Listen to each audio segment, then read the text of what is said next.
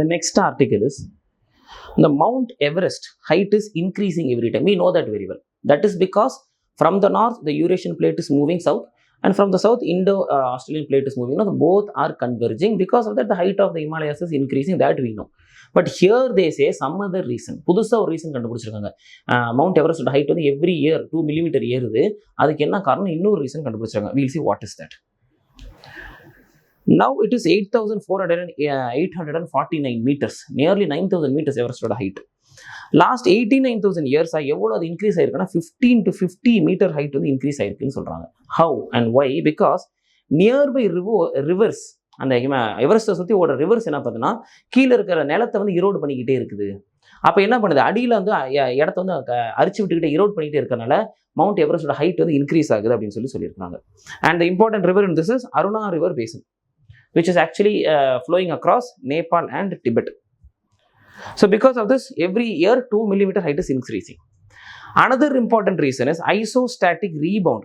This word seems something very difficult, but it's actually a very simple thing. என்னன்னா reverse என்ன பண்ணுது, அந்த ஒரு மவுண்டன் மேலே ஓடும்போது it takes all the silt and brings it down.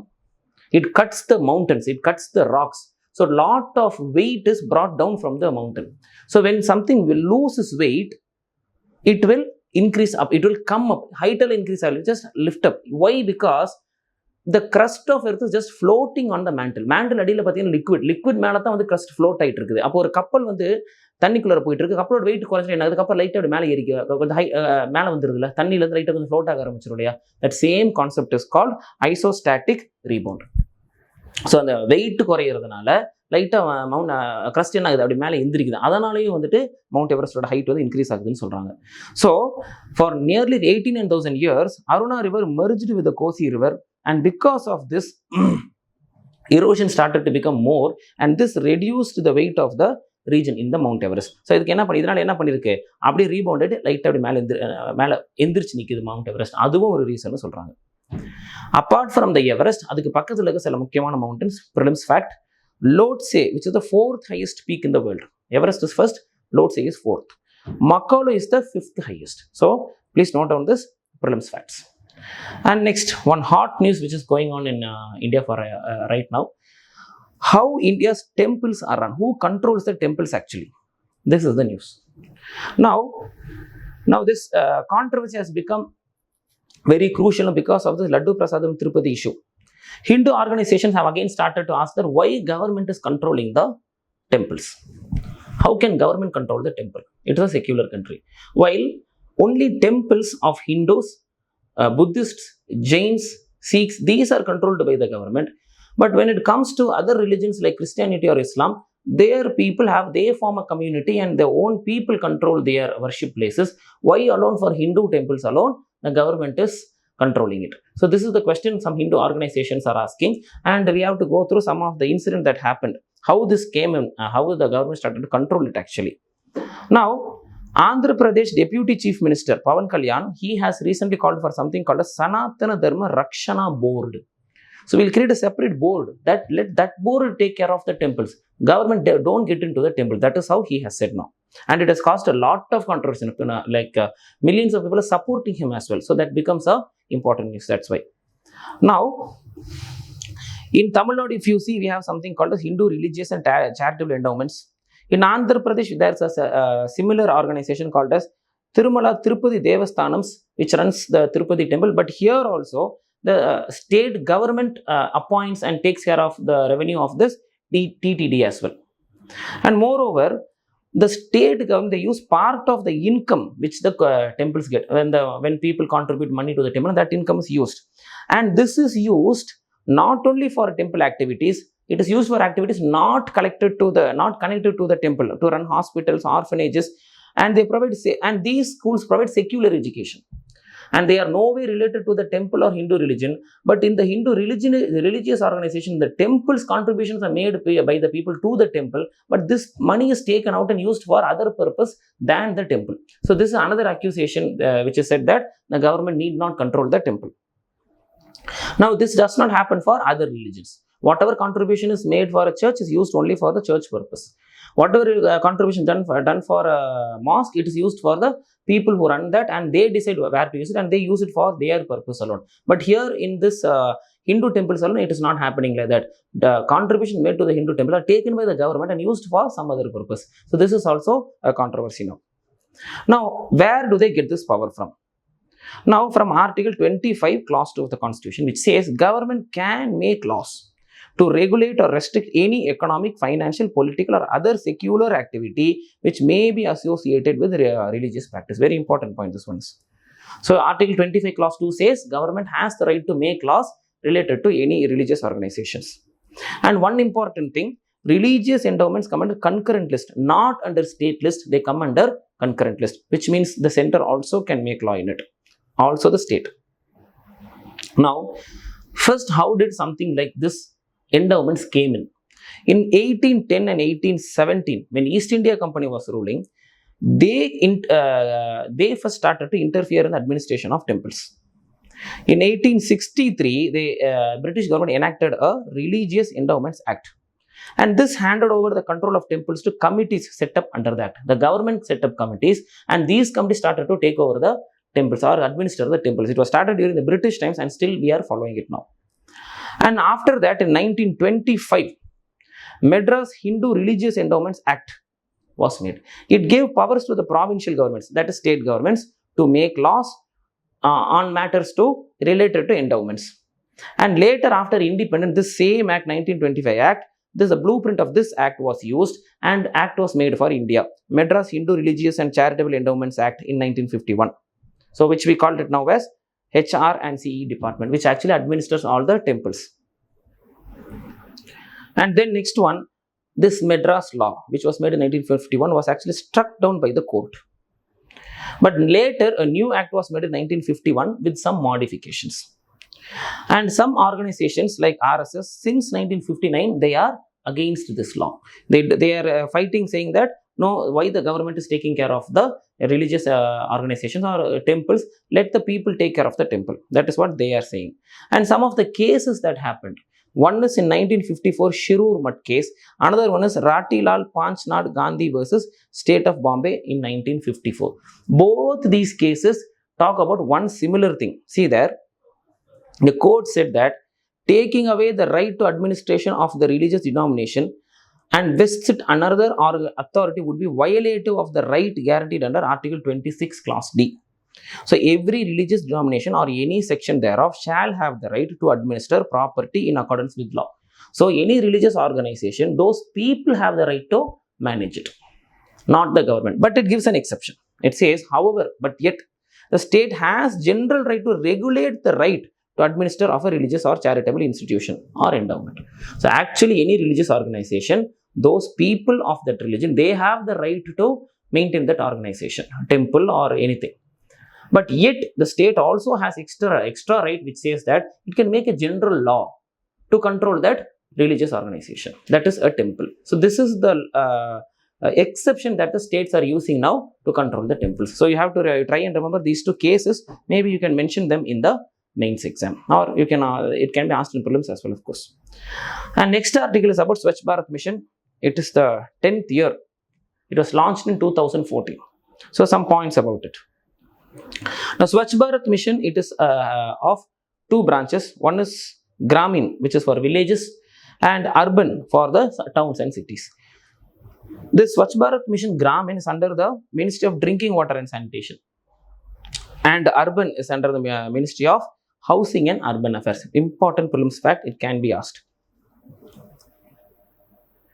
And what are the targets of this Swachh Bharat Mission? One is to make India open defecation free by 2019, and it was to some extent achieved as well. And what is this open defecation free? They have given a definition. A city or ward can be notified as open defecation free if at any point of time not a single person is found defecating in the open. Then it is called ODF. And what is ODF? ODF plus. If this is maintained, then it is called ODF plus. And and apart from this, when talking about sanitation, what is solid waste? It includes organic and inorganic material like plastics, all these things. Okay. And what is liquid waste management? It deals with waste water that is not fit for human consumption. அது வந்துட்டு waste water management. Now, in 2019, as per the target, the government declared 6 lakh villages as opentification free. So this is considered as a commendable achievement. And apart from this, in 2008, WHO also has said 3 lakh deaths due to diarrhea and protein energy malnutrition would be averted due to Swachh Bharat Mission Gramin. Swachh Bharat Gramin Mission என்ன பண்ணிருக்கு, 3 lakh டெத்ஸை வந்து தடுத்து நிறுத்தி இருக்கு. ஏன்னா diarrhoea வரதுனாலையோ இல்லை மேல்நியூட்ரிஷன் ப்ராப்ளம்னாலே 3 லட்சம் பேர் சாக வேண்டியதை நிறுத்தி இருக்கு. So WHO said that it is a great scheme actually. Okay, now we'll get into the next article. The next topic is China Shock 2.0, which means இதுக்கு முன்னாடியே China Shock நடந்துருக்கு. So what is the meaning of this word China Shock? That is, China starts to export surplus of its products to other countries. So in those countries, those products go to a very low price and people start buying those products. And in that country, the manufacturing goes down. When manufacturing goes down, lot of people lose their job. The economy of that country itself starts to stumble. So this is called China Shock. So we'll see what has happened. In the 2000s, this happened actually.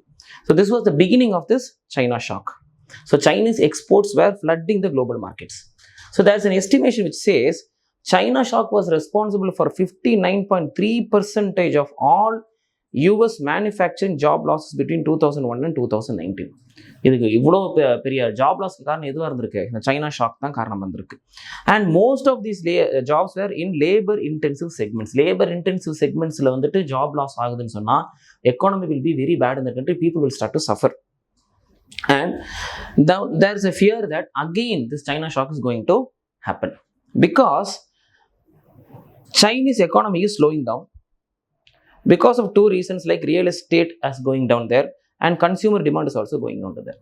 So அப்போ சைனாவில் consumer demand குறைச்சுன்னா என்ன பண்ண போகிறாங்க, இருக்கிற product அப்புறம் surplus ஆயிடுவாங்க, extra production ஆயிரும். அந்த ப்ராடக்ட் அப்புறம் என்ன பண்ண போகிறாங்க, மற்ற நாடுகளுக்கு எக்ஸ்போர்ட் பண்ண போகிறாங்க.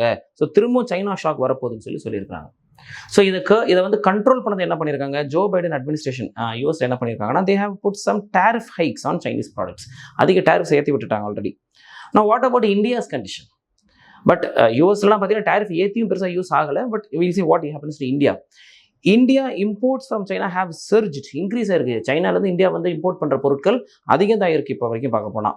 So 2023-24 imports from China exceeded $100 billion. 2014 it was $60 billion.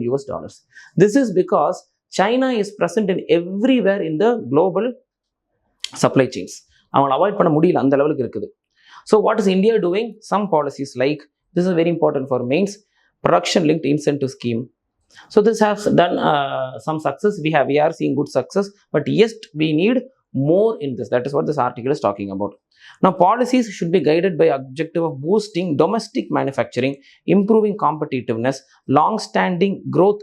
இது எல்லாத்தையும் ஃபேஸ் பண்ணுற மாதிரி இன்னும் கொஞ்சம் பாலிசியில் இம்ப்ளிமெண்ட் பண்ண வேண்டியிருக்கும். Only then we can face this China shock. If China is going to dump their products into India, if India is having a good manufacturing sector here, they are able to compete with that price of those products, only then India will be able to survive this. That is what this article says. Next article, RBI has constituted monetary policy committee.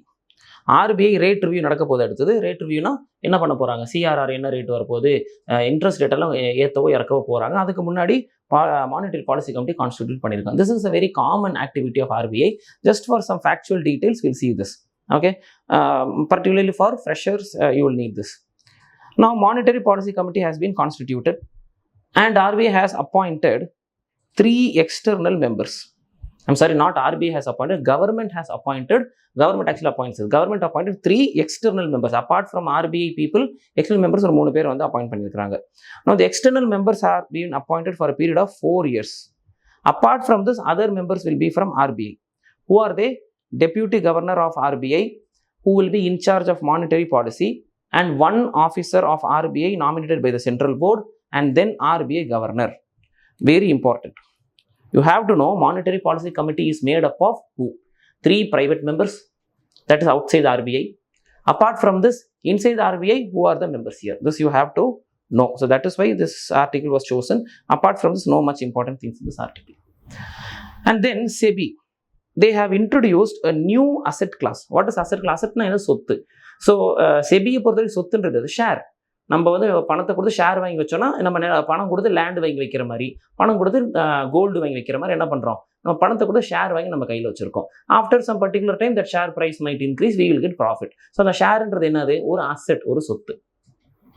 So அப்போ இந்த share மார்க்கெட்டில் ஒரு புது type of அசெட்டை வந்து புதுசாக SEBI வந்து create பண்ணியிருக்காங்க, உருவாக்கியிருக்காங்கன்னு சொல்கிறாங்க.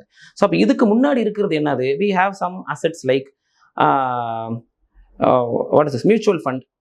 மியூச்சுவல் ஃபண்டை மினிமம் 500 இருந்தால் கூட ஸ்டார்ட் பண்ணிக்கலாம். Then we have portfolio management services. We have to have minimum 50 lakh to invest in that. Then we have alternate investment fund which is the minimum limit. 1 crore ரூபாய் இருந்தால் தான் அதில் இன்வெஸ்ட் பண்ண முடியும். இந்த மாதிரி already there are some things. So இதுக்கு நடுவில் ஒரு சின்ன ஒரு அசெட் வந்து கிரியேட் பண்ணணும் அப்படின்னு சொல்லிட்டு புது அசெட் ஒன்று கிரியேட் பண்ணியிருக்காங்க. நான் the new investment product AIIMS to provide investors with a professionally managed and well regulated product. ஏன்னா இப்போ ரெகுலேட் ஆகாத ப்ராடக்ட் நிறைய உள்ளார வந்துருது, நிறைய இன்ட்ரெஸ்ட் கொடுக்குறோன்னு சொல்லி ஏமாற்றி மக்களை உள்ளார கொண்டு அந்த ஷேரை வாங்க வச்சு நிறைய பேர் லாஸை ஃபேஸ் பண்ணுறாங்கன்னு சொல்லிட்டு அதை தடுக்கிறதுக்காக தான் இதை கொண்டு வந்திருக்காங்க. Most important reason is that the new product also aims to curtail the proliferation of unregistered and unauthorized investment schemes or entities. இந்த மாதிரி என்டிட்டி ஸ்கீம்ஸ் எல்லாம் ஸ்டாப் பண்ணணுன்றதுக்காக தான் இந்த புது அசெட் வந்து கொண்டு வந்திருக்காங்க. ஓகே, now the minimum, இதுதான் important prelims fact, the minimum investment limit for the new product is 10 lakh per investor. So நம்ம ஏற்கனவே மியூச்சுவல் ஃபண்ட்ஸ் வெறும் 500 ரூபாய் கூட பண்ணலாம். ஆனால் இந்த பக்கம் மற்றதெல்லாம் பார்த்தீங்கன்னா 50 லட்சம் வேணும், 1 கோடி வேணும் இருக்கு. இதுக்கு ரெண்டுக்கும் நடுவில் ஒரு சின்ன அசெட் கிரியேட் பண்ணியிருக்கோம். This needs minimum 10 lakh rupees to invest in this. Okay, next one we are talking about the law Neena shadow, which means லா நீனா நினைச்சதை விட மெதுவாக தான் வருது, இன்னும் வந்து சேரலை. இதனால என்னென்ன ப்ராப்ளம்ஸ் வரப்போகுதோ அப்படின்னு சொல்லிட்டு சில விஷயங்கள் வந்து பேசியிருக்காங்க. La Nina is delaying actually. Now research from NIAS, National Institute of Advanced Sciences, they say that there is a link between climate change and La Nina and air quality. So La Nina லேட்டாக வந்து ஏர் quality மோசமாயிரும்னு சொல்கிறாங்க. ஏன்னா La Nina வரும்போது என்ன, more rainfall will be there. When there is more rainfall, this dust will get settled in the ground. It will not be in the atmosphere. So PM 2.5, PM 10 இதெல்லாம் வந்து குறைஞ்சிரும். Pollution will reduce when there is La Nina. If La Nina is going to come late, which means that air quality is going to be low. அதுதான் இந்த article சொல்கிறாங்க. Okay, and we generally know La Nina's when there's La Nina, monsoon will be strong. Now despite it is late onset, India has seen good rainfall. La Nina வரல தான் எதிர்பார்த்த டைம்ல வரல, ஆனால் இந்தியாவில் நல்ல ரெயின்ஃபால் போயிட்டு, that is something good. Now air pollution, earlier times it was seen only as a local emission centric. அந்த இடத்துல எமிஷன் நடந்துச்சுன்னா அங்கே வந்துட்டு பொல்யூஷன் இருக்குது. ஆனால் இப்போ நம்ம என்ன தெரியுதுன்னா, ஏதோ சம்மந்தம் வேற ஊரில் பொல்யூஷன் நடந்தால் கூட இன்னொரு இடத்துல பாதிக்கலாம். Because depending on the wind movement, அங்கிருந்து பொல்யூஷன் வந்து கொண்டுட்டு வந்து சேர்த்துரும். That is why La Nina has become an important fact here. Now the air quality outlook for winter in the entire country based on analysis of NIAS and SIVARAJAVEL, இவங்க வந்து analyse பண்ணியிருக்கிறாங்க. And what they say, slower withdrawal of monsoon. இந்த monsoon south west monsoon withdrawal ஆனதும் slow, ஏன்னா ரொம்ப லேட்டாக வரைக்கும் மழை வந்துட்டே இருந்துச்சு. Now this what it will do is it creates humidity and calm wind. Calm wind இருந்துச்சுன்னா என்ன ஆயிரும், அந்த இடத்துல பொல்யூஷன் அந்த இடத்துலயே சுத்திக்கிட்டு இருக்கும். இதை தான் சொல்றாங்க அவங்க. Okay, this also combines with anti-cyclonic circulation after the monsoon period. This will result in atmospheric mixing and dispersion of pollutants. So pollutants நிறைய டிஸ்பர்ஸ் ஆகி அங்கங்கே விழுக ஆரம்பிச்சிடும், பொல்யூட்டன்ஸ் ஸ்டே பண்ண ஆரம்பிச்சிடும். ஸோ லா நீனா லேட்டாக வருதுன்னா ஆல்ரெடி இந்த மான்சூன் ரிட்ரீட் ஆகிறதும் ஸ்லோவாக இருக்குது. ஸோ இதனால பொல்யூஷனை இன்க்ரீஸ் பண்ணும் அப்படின்னு சொல்லி சொல்கிறாங்க. Now La Nina brings stronger winds and more dynamic atmosphere circulation which helps disperse pollutants in northern India. So La Nina வரும்போது wind ரொம்ப ஃபாஸ்ட்டாக இருக்கிறனால பொல்யூட்டன்ஸ் என்ன பண்ணிடும், தூக்கி எங்கேயாவது அடிச்சுட்டு போயிடும். ஒரு இடத்துல பொல்யூட்டன் அக்யூமுலேட் ஆகாது, ஒரு டெல்லியில் மட்டும் அந்த மாதிரி அக்யூமுலேட் ஆகாது. ஸோ ஏர் குவாலிட்டி அதனால நல்லா இருக்கும். Okay, the neutral conditions will contribute to stagnant wind surface winds, exacerbating the pollution problem in North India. So இப்போ El Nino, neutral condition, El Nino condition and La Nina condition. Neutral கண்டிஷனுக்கும் என்ன சொல்கிறாங்க, wind வந்து ஸ்லோவாக இருக்கும். So அந்த pollutants அங்கேயே சுற்றிட்டு இருக்கும். ஸோ இது ஏர் குவாலிட்டி பேடாக இருக்கும். லா நீனா வந்துருச்சுன்னா ஏர் quality will be better. That's what they say here. But at the same time law Neena could also bring longer and more severe winter. La Nina will improve air quality. And La Nina can also worsen the air quality because of one reason. What it will do when there is winter, it will lower the inversion layer. அதாவது என்னன்னா, winter இருக்கும்போது பொல்யூட்டன்ஸ்ல என்ன ஆயிரும், பூமிக்கு பக்கத்தில் surface வந்து நின்றுக்கும். அப்போ பீப்புளுக்கு வந்து people are living at the surface, right? So அப்போ பொல்யூட்டன்ஸ் எல்லாம் கீழே வந்து நின்றுச்சுன்னு சொன்னால் people will suffer because of pollution அப்படின்னு சொல்லிட்டு சொல்கிறாங்க. அப்போ லா நீனானால பொல்யூஷன் குறையும், சம்டைம்ஸ் இன்க்ரீஸும் ஆகலாம் அப்படின்னு சொல்லி சொல்கிறாங்க. Okay, the next article is about a suicide pod which has seen some legal problems in Switzerland. We'll see what is that. Now, they have created something called a suicide pod. ஒரு டப்பா மாதிரி, ஒரு பாத் டப்பான்னு வச்சுக்கோங்களேன், அந்த மாதிரி இருக்குது. And the design is based on Egypt, Greece and Rome. ஒரு காலத்தில் அங்கே இருந்த காஃபின்ஸ் இருக்குது பார்த்தீங்கன்னா, அதை பேஸ் பண்ணி கிரியேட் பண்ணியிருக்காங்க. இது என்ன பண்ணுதுன்னா, சிம்பிளாக யாருக்காவது சூசைட் பண்ணணும்னு தோணுச்சு, இதுக்குள்ளார போய் உட்காந்து ஒரு பட்டன் அமுத்தணும்னா அதுலேருந்து நைட்ரோஜன் கேஸ் வெளியில் வரும், அன்கான்ஷியஸ் ஆயிடுவாங்க, ஈஸியாக செத்துடலாம். ஸோ ஈஸியாக சூசைட் பண்ணுறதுக்கான ஒரு எக்யூப்மெண்ட்டை வந்து கண்டுபிடிச்சிருக்காங்க.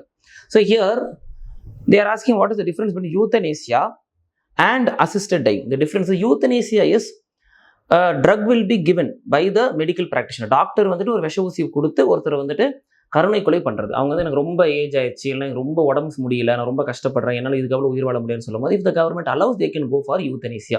This is called active euthanasia. இதுலேயே passive euthanasia ஒன்று இருக்கும். passive euthanasia, if someone is under life support, அவங்களால வந்து உயிர் வாழ முடியாது, ஆனால் ஏதாவது இந்த மாதிரி ஆக்சிஜன் கொடுத்து அவங்களுக்கு வந்து ட்ரக்ஸ் வச்சு அப்படியே அந்த பெட்லேயே அவங்களுக்கு லைஃப் சப்போர்ட் கொடுத்தா தான் அவங்களால இருக்க முடியும். ஸோ அந்த லைஃப் சப்போர்ட் கொடுக்காம எடுத்து விட்டுட்டா அதுக்கு பேர் passive euthanasia. அதே நேரத்தில் assisted டையிங்ன்றது, this drug or this poison will not be given by medical practitioners. யாருக்கு சாக விருப்பம் அவங்களே இதை எடுத்துப்பாங்க. ஆனால் அந்த மெடிசன்லாம் கொடுக்குறது, ரெடி பண்ணி கொடுக்குறது, அதுக்கு அலோவ் பண்ணுறதெல்லாம் வந்துட்டு medical practitioners too. This is called assisted dyeing.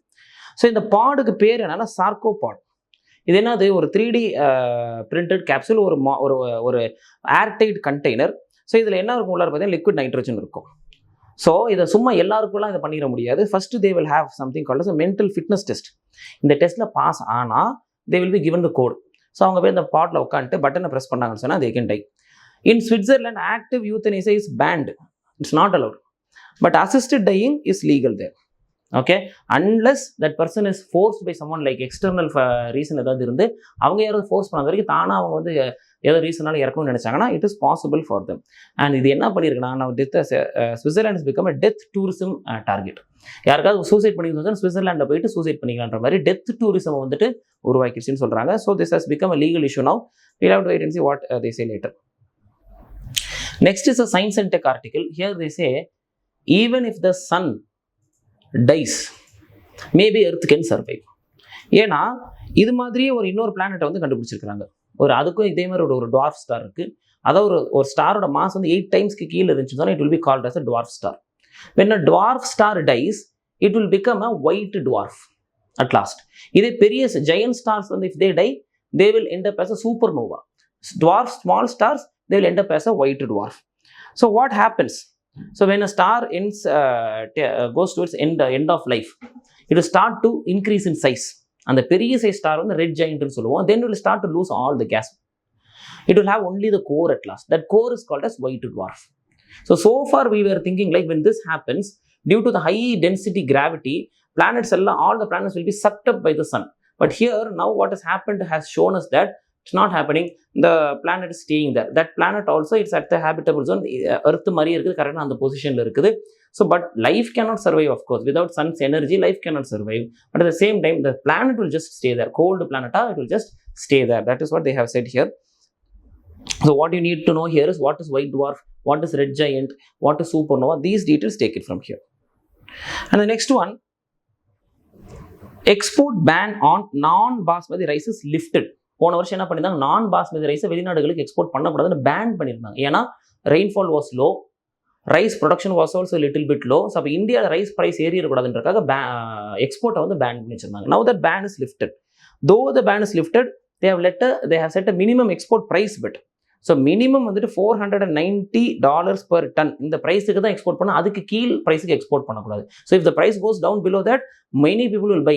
Most of the rice will be exported. The price in India might increase. Rice அரிசி விலை இந்தியாவில் ஏறிடலாம். ஸோ அதனால் ப்ரைஸ் எக்ஸ்போர்ட் மட்டும் ஒரு ப்ரைஸ் மட்டும் ஃபிக்ஸ் பண்ணியிருக்காங்க. ஆனால் பேனை வந்து எடுத்து விட்டுட்டாங்க. Now some details over here. Apart from rice ban lift, state governments also can buy rice, more rice. அதாவது ஒரு ஸ்டேட் கவர்மெண்ட்டுக்கு இவ்வளோ ரைஸ்ன்னு சொல்லி ஸ்டேட் கவர்மெண்ட் கொடுப்பாங்க. அது போய் எக்ஸ்ட்ரா ரைஸ் வேணால் ஸ்டேட் கவர்மெண்ட்ஸ் வாங்கி இந்த மாதிரி ஃப்ரீ ரைஸ் கொடுக்குறது, எக்ஸ்ட்ரா வந்து வெல்ஃபேர் ஆக்டிவிட்டிஸ் பண்ணுறதுக்கெல்லாம் யூஸ் பண்ணிக்கலாம். போன வருஷம் அதை பேன் பண்ணியிருந்தாங்க, இப்போ அதையும் லிஃப்ட் பண்ணிட்டாங்க. And moreover, before rice ban was banned, non basmati rice constitute 25% of the total rice exported from India. Non-basmati rice மட்டும் 25% அவ்வளோ எக்ஸ்போர்ட் நடந்திருக்கு இந்தியாவிலிருந்து மட்டும். Now, India is the second largest producer of rice. First place China. But China is also the largest consumer of rice. So that is why India is the largest exporter of rice. Of all the rice exported in the world, 40% is from India alone. இதுக்கு competition யாருன்னு பார்த்தீங்கன்னா Thailand and Vietnam. The amount of rice exported from Thailand and Vietnam together is almost equal to the amount of rice exported from India. And one more thing, basmati rice is 1/3 of India's total rice export. Total எல்லா ரைஸ்ல பார்த்தா பாஸ்மதி மட்டுமே வந்துட்டு 1/3 அளவுக்கு export ஆகுது. See, these are some factual details for prelims. Next one, why Mars's atmosphere went missing? மார்ஸுக்கு ஒரு காலத்தில் atmosphere இருந்திருக்கு, அது இல்லாமல் போயிருச்சு, என்ன காரணம்னு சொல்லி சம் டீட்டெயில்ஸ் கொடுத்துருக்காங்க. This happened some 3.5 billion years ago. Mars was a carbon dioxide rich planet. நிறைய அட்மாஸ்பியரில் கார்பன் டை ஆக்சைடு அதிகமாக இருந்திருக்கு. Now what happened here? Water trickled through certain rock types on the Martian surface and set off a slow chain of reaction that progressively drew carbon dioxide out of the planet's atmosphere. தண்ணி வந்து கிரஸ்டுக்குள்ள போய் அடியில் ஏதோ ஒரு கெமிக்கலோட react பண்ணிருக்கு. அந்த chemical என்ன பண்ணிருச்சான், carbon di oxide பூரா புல் பண்ண ஆரம்பிச்சிருச்சு. புல் பண்ணி என்னவா கன்வெர்ட் பண்ணிருச்சு, it converted it into methane. So what happened, so carbon dioxide வந்துட்டு அட்மாஸ்பியர் இல்லாதனால கிரீன் ஹவுஸ் எஃபெக்ட் இல்லாமல் போயிட்டு planet Mars became a cold desert. Complete it became cool, it cannot hold the heat.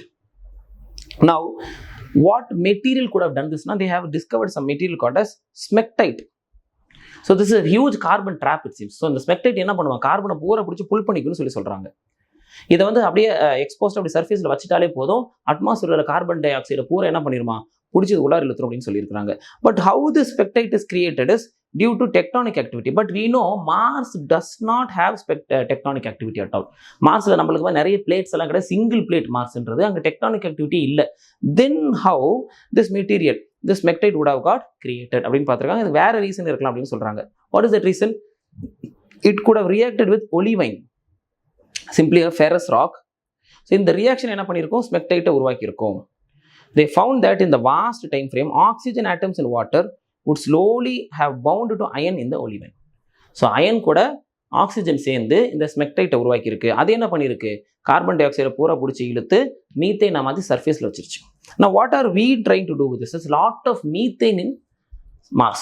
So this methane can be used as a source of energy for Mars exploration. மார்ஸில் போய் ஏதாவது வேலை செய்யணும், அங்கே போய் exploration பண்ணணும்னு சொல்லும்போது எனர்ஜிக்கு எதை யூஸ் பண்ணிக்கலாம், அந்த மீத்தேனை நல்லா யூஸ் பண்ணிக்கலாம்னு சொல்லியிருக்காங்க. Okay, the next article is a new variety of ice has been discovered. Pusa 290. Mostly farmers, particularly North Indian places like Punjab, the rice variety that they use is Pusa 2044. Why Pusa 2044? Pusa 44 gives a large yield. நிறைய rice வந்து மகசூல் கொடுக்கும், அதனால அந்த rice வந்து அதை use பண்ணிட்டு இருந்தாங்க. Okay, another variety of rice is there, ஆனால் அந்த மகசூல் கொஞ்சம் கம்மி. ஆனால் Pusa 44 பிரச்சனை என்னன்னு பார்த்தீங்கன்னா நியர்லி 6 months ஆகும் அறுவடை எடுக்கிறதுக்கு, lot of time. So nearly October வரும். So after end of October, immediately in a short time, they will have to cultivate wheat. அப்போ வீட் கல்டிவேஷனுக்கு டைம் இருக்காது, கொஞ்சம் தான் டைம் இருக்கும். ஸோ அந்த பேடி ஃபீல்டை கிளியர் பண்ணுறதுக்கு என்ன பண்ணிடுவாங்க, ஸ்டபிள் பர்னிங் பண்ணிடுவாங்க, அங்கே இருக்கிற ஹேவெல்லாம் எரிச்சு விட்டுருவாங்க. This is huge pollution causing problem we know in Punjab. So இப்போ நியூலி டிஸ்கவர்ட் 2090 பூசா 2090 ஈல்டு வந்து பார்த்தீங்கன்னா it's almost equal to Pusa 44, but the time is less.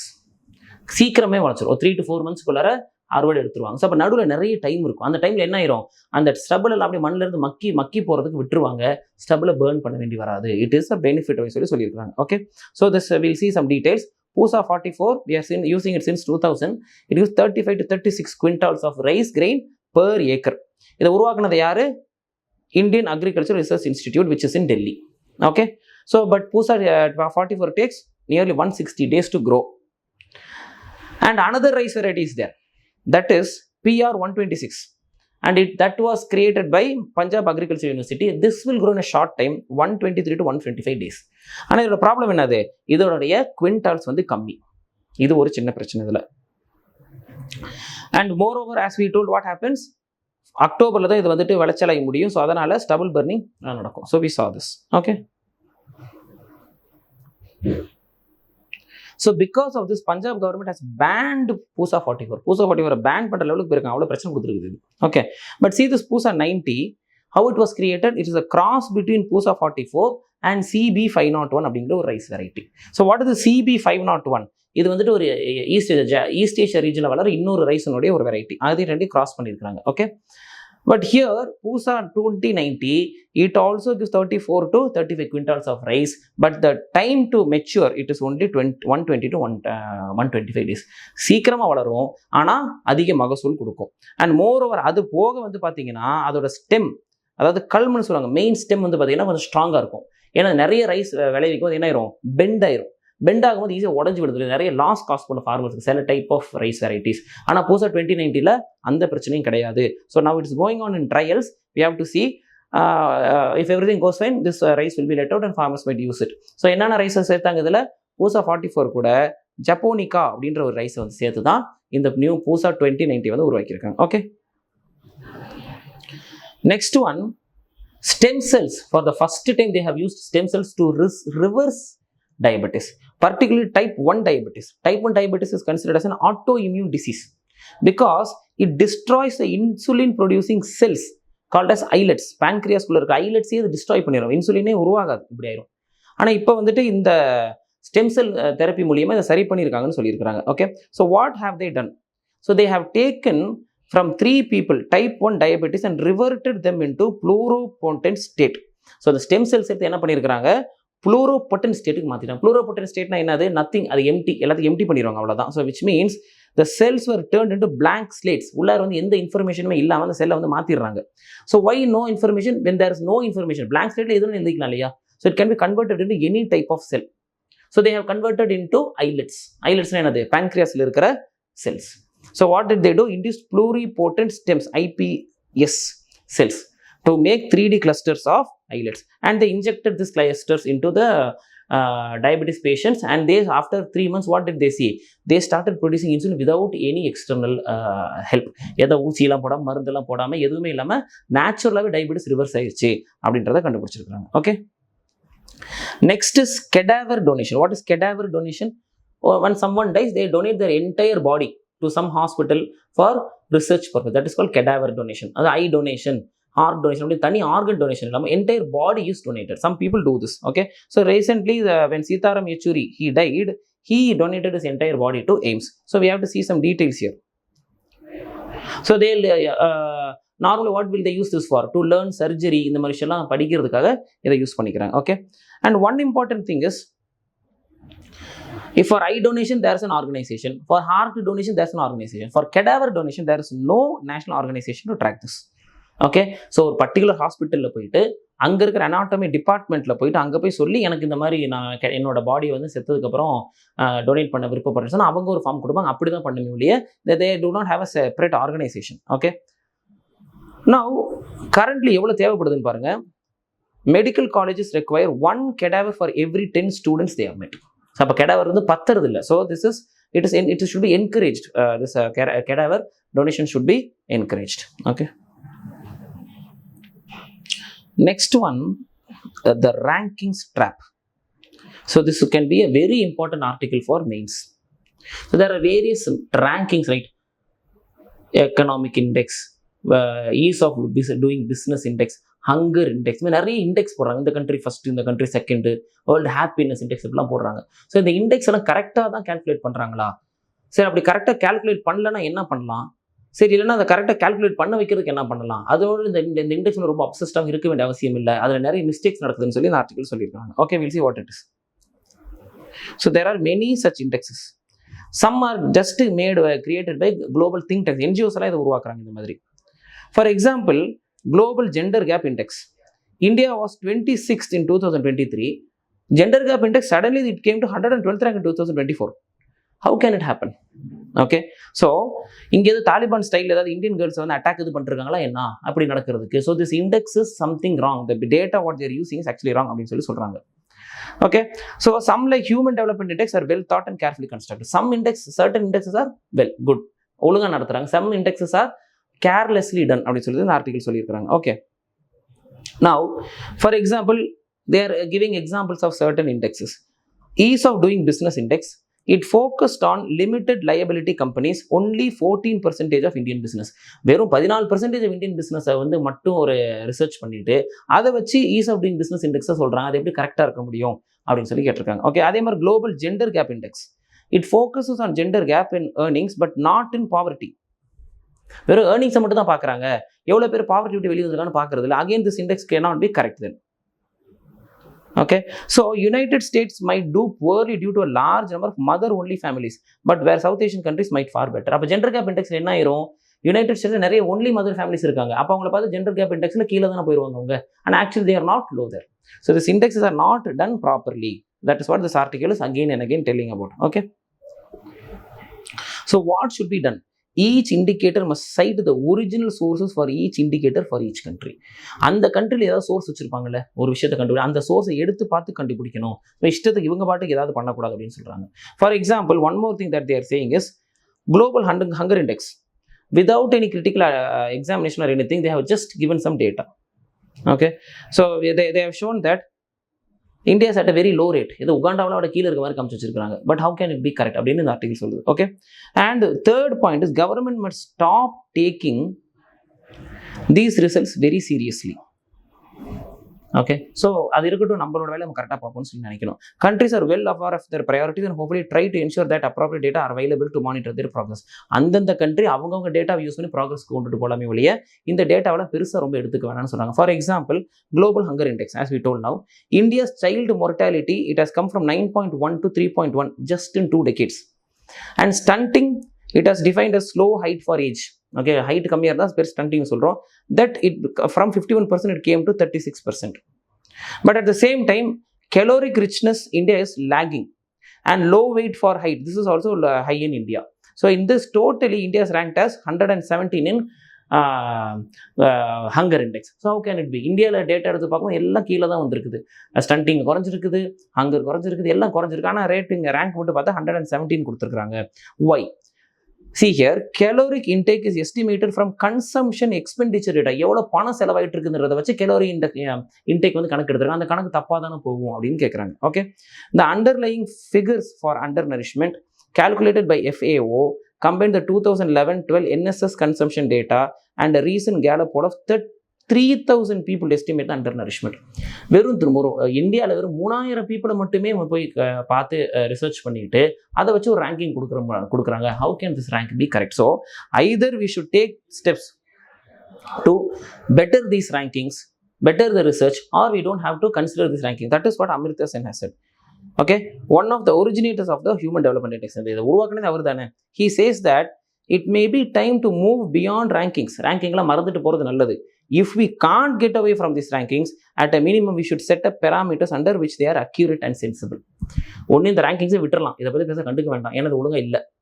அப்படி இல்லைன்னு சொன்னால் இந்த ரேங்கிங் வந்து கரெக்டான ஒரு மெத்தட் வச்சு ஒழுங்காக கொண்டுட்டு போகிறதுக்கு அதையாவது பண்ணணும் அப்படின்னு சொல்லி அமிர்த்யா சென் சொல்லியிருக்காரு. You can use this quote very well in a mains answer. Okay, and that's it for this week.